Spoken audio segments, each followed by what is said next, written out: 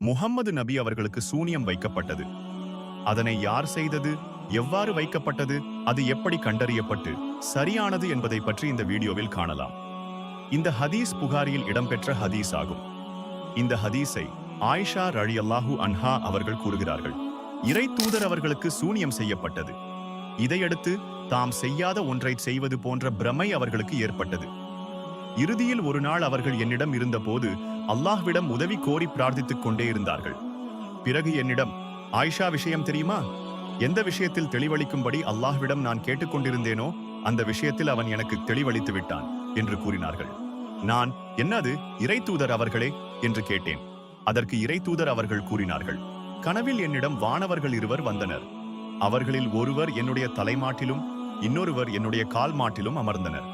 பிறகு அவர்களில் ஒருவர் மற்றவரிடம், இந்த மனிதரின் நோய் என்ன என்று கேட்க, மற்றவர்,